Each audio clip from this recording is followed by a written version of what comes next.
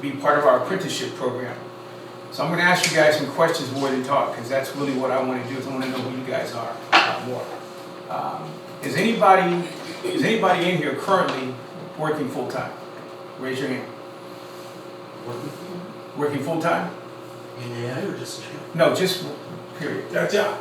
Just got a job working full time. Okay? And I'm going to ask you a little bit about yourself, because I want to find out how I can help you understand what I've learned about AI to help my career opportunities. I'm an old guy, but I'm still learning. Okay? So what's your name, first of all? Erin. Erin? Where are you currently working right now? I work for a robot company. They deliver food to robots. It's kind of like the Uber Lyft, but in robots. So they use Xbox controllers to deliver food in robots. Okay. Wow. Nice. So what was your reason for coming here today? Because I'm interested in, I work in HR. I don't actually work in the robot direct side. And I'm interested in just learning more. Okay. Have you ever been able to get your hands on the technology they use to program these robots for your job? Not yet, but I've been asking. Unfortunately, we had some reduction in staff, so it's just giving me more time. At first, I didn't have the time to, so I've started to ask a couple of the engineers. Do you want to stay in HR, or do you want to be in somewhere in that the ecosystem of what that company does to make money? No, I would like to explore other areas. I've been doing HR for a while, so I'm interested. It's just something that kind of provides an income right now, but I would like to pivot. Okay. I don't know, where are we on time? We're okay, Kevin. Okay. Yeah. You can Well, work. thank you for that, Aaron. You, sir, what's your name again? My name is Daniel. I'm the associate teaching artist at the Long Beach Arts Council. I go into the classroom in middle school and we teach the students about public art. Everything from the creative process, the business process, and we take the students on field trips and we guide them to what it takes to do public art. I have experience. I'm a developer. I also have my own company. The name of my company is Hello Data. Data stands for Daniel's Art and Tech Agency. I have my first experience with AI was about 5 years ago, and I took an introduction to artificial intelligence course through Coursera, like 5 years ago. The head of the Google AI started that program, and I learned a lot about it. I wasn't necessarily out, because of my artist side, I tend to look at the future and I get stuck a little bit with the ethics of AI. And I start thinking a lot about how it got created, how it's being used, and especially because some folks don't even know that like artificial intelligence was the California they had a program, I believe in like 2020, 2021, where they were using AI to for the court system to whether they would give bail or not to someone, and they had like artificial intelligence as a project. So things like that, I start thinking about artificial intelligence and ethics and law, and so I just wanted to understand how all of that works. So yeah. Thank you. Who else raised their hand? Sir, okay, your name again and what do you currently do? My name is Fernando. I work in a chocolate shop actually, so I'm one of the chocolatiers.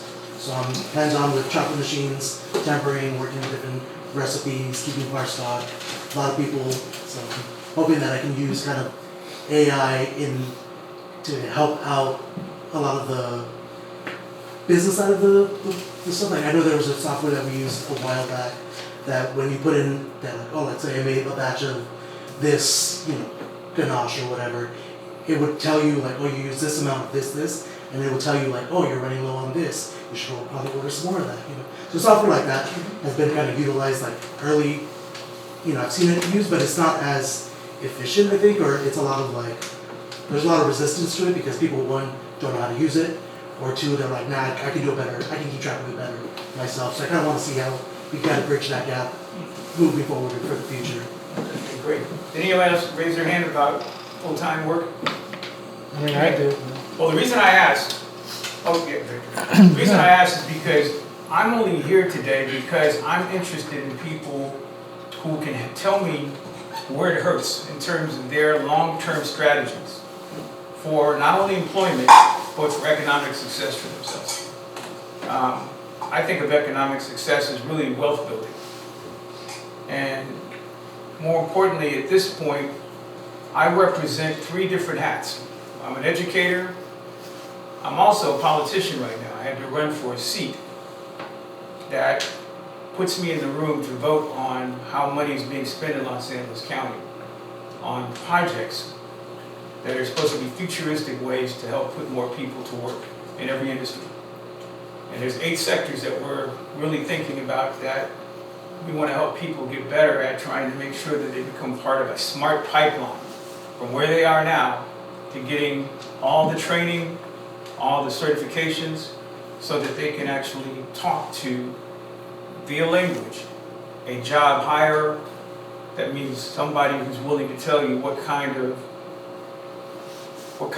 employee, what kind of partner they're looking for in the future. And that kind of training is what precisely AI can help me do to get everybody that's really looking to be competitive, to get the kind of precise information, the training, to get those micro certifications that can allow you to get to a job interview and get a better chance of distancing you from the people, who don't have that precise information and don't know how to pull it out of the ether. So I'm hoping that everybody here really wants to be able to think about a career that lets them use AI to help them get more competitive. And a lot of people, again, in the school systems, K through 12, community college, even 4 universities, are very reluctant about AI because it is a very disruptive tool. You want to play the first video now? Yeah. Alright, let's play it first. And this is really about tools. Careers be intertwined with artificial intelligence? Could we be on the brink of a revolution where AI doesn't just assist, but also creates, generates, and innovates? The answer is a resounding yes, and the future is already here with the advent of generative AI tools. Generative AI tools, in essence, are advanced systems that have the ability to learn from data inputs and, based on that learning, generate new data that is similar but not identical. They are creators in the digital world, mirroring the innate human ability to generate new ideas, new designs, and new solutions. These tools employ deep learning technologies, including neural networks, that imitate the human brain's function and structure. They absorb information, process it, and then generate outputs that are not just replicas of what they've learned, but are fresh, innovative, and valuable. One of the most fascinating applications of generative AI is in the field of content creation. These tools can create written content that is indistinguishable from that written by a human. From blog posts to news articles, generative AI tools can do it all, and at a pace that far exceeds human capabilities. But that's not all. Generative AI tools have also found their place in the realms of music and art, creating original compositions and stunning visual pieces that push the boundaries of creativity. They are even being used in scientific research to generate hypotheses and potential solutions to complex problems. In the world of education and career development, generative AI tools are proving to be game changers. They are being used to provide micro-certifications for micro-pathways in future careers, particularly those involving autonomous systems. These tools can create personalized learning paths, generate relevant content, and assess learners' progress, providing certifications that are tailored to each learner's unique needs and capabilities. In summary, the future of careers is here, and it is intertwined with AI. Generative AI tools are not just assisting us, they are creating, generating, and innovating. They are changing the way we create content, make music and art, conduct scientific research, and even how we learn and advance in our careers. They are providing micro-certifications for micro-pathways in future careers, revolutionizing the way we approach education and career development. In the age of AI, the only constant is change. It is essential to keep learning, keep adapting, and keep embracing the new possibilities that these extraordinary tools present. Because the future isn't just coming, it's already here, and it's generative.